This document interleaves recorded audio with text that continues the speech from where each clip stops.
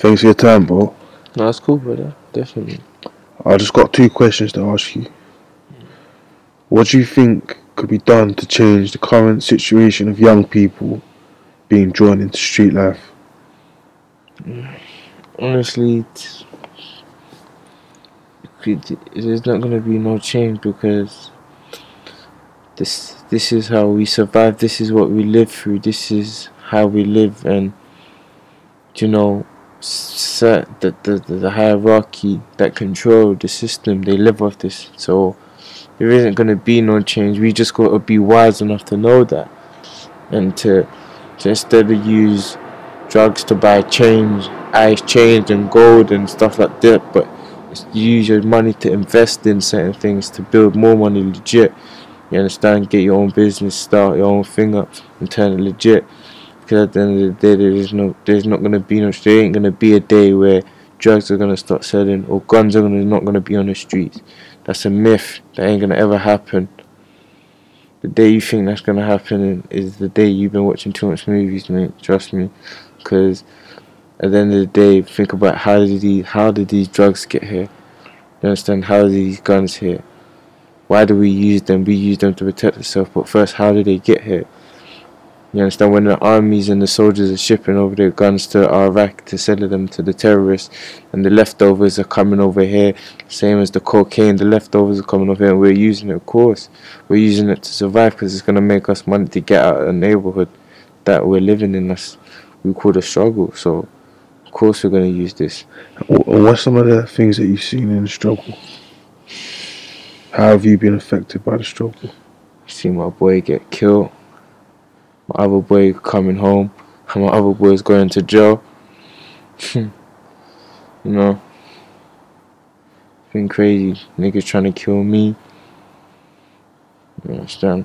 Paranoid looking out my window thinking someone's going to come in my house. Someone's going to do something. You understand? I've got my burner wrapped beside me, sleeping with my knife under my pillow. You understand? So that's how it affects me. But you know, I'm alive, so that's the main thing. And what do you think could be done to change the situation? Like I was saying, it's more of being a wise. We have to wisen up. We have to start using our minds, start realizing that there is not going to be change, so we need to start using our money wisely. That's what we need to start doing. Start showing the younger to use our money wisely. If you're going to get into the street thing, at least use your money wisely. Use it smartly as you can. Invest into legitimate business. You understand? Get out there. Tell the youngest to do that. Keep doing that. Transform your drug money into legit money, man. You understand? Like, the streets is sticky. Like, there's not gonna be, like, no one don't care, innit? Like, it's simple as that. No, like, people, we're out here on our own.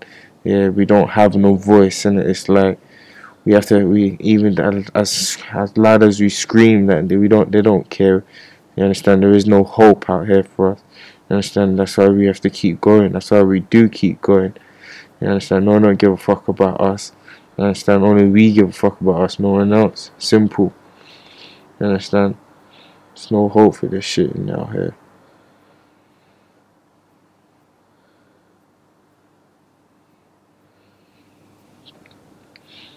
Lack of opportunities. You know, it's you don't get, if there's not a lot of opportunities, you can't be successful. You understand? There is not a lot of opportunities in our neighborhood. You understand? That's another reason why we're forced to do what we do, because there is not opportunity. Like, certain people do get opportunity to do certain things, so they don't have to go and do that.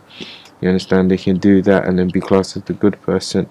But in our neighborhood, there isn't that opportunity. So when we're pushed to do bad things, we're the bad person. But if there was opportunities where we could take the right route, then of course we could and we would. But it's not that way.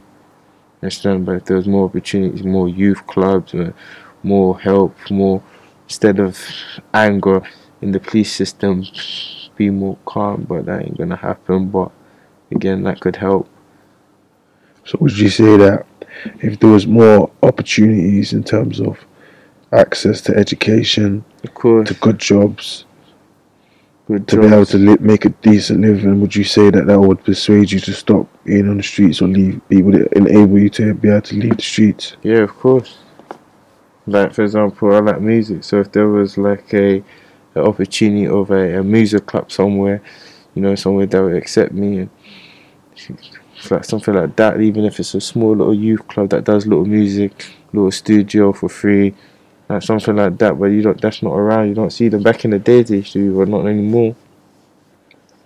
So things like that, opportunities like that, and then I won't be out here doing what I'm doing because I like music, so I'll be focusing there. You understand?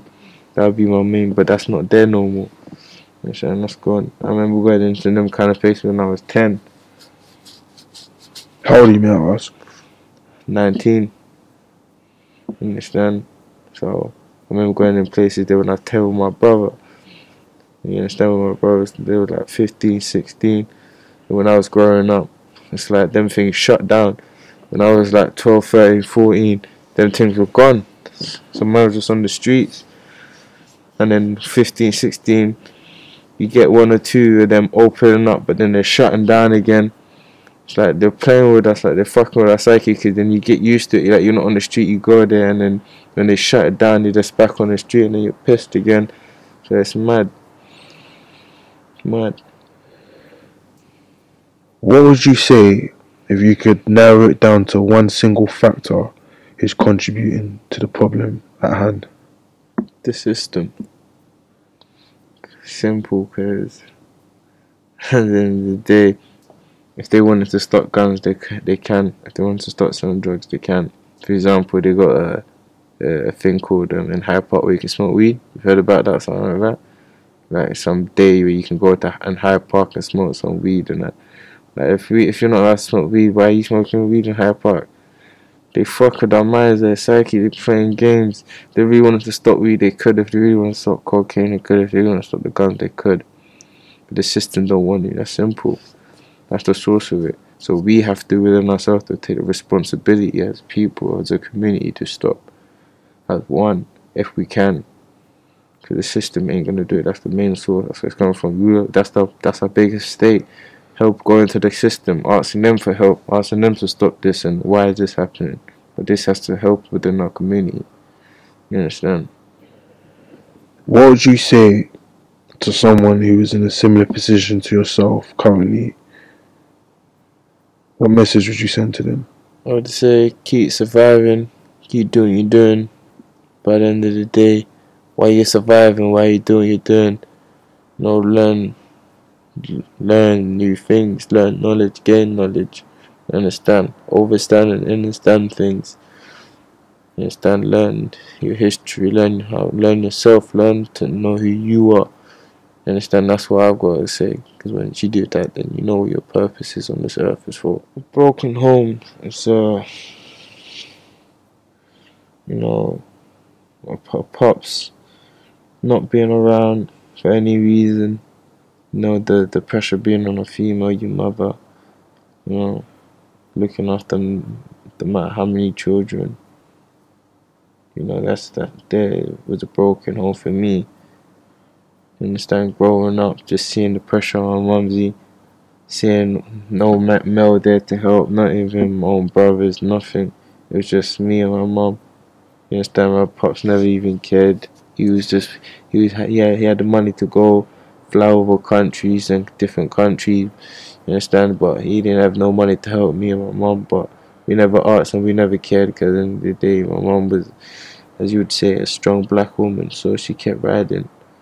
You understand? She didn't ask for no help, but at the same time, we was broken by that because we needed it. You understand? And I grew up doing stupid shit because there was no father figure to show me, no guidance, and I had to learn the hard way. So, but the hard way is the good way, I guess. And finally, how do you feel about the future of our current generation? Future. I got hope. It'll be a good future. Before it gets better, it's gonna get worse. before you get to heaven, you have to go through hell. So, I'll just say buckle up and enjoy the ride. It's going to be a long one, but when we get to heaven, we're going to relax. Trust me, the future's good, it's bright. Just got to stay positive.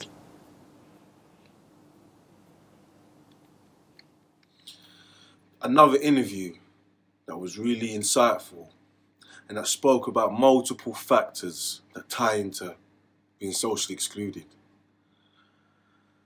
What's going to be done to change gang culture? What's going to be done to change the violence that's taken the lives of our innocent young people? How many more families are going to be destroyed? How many more lives are going to be taken?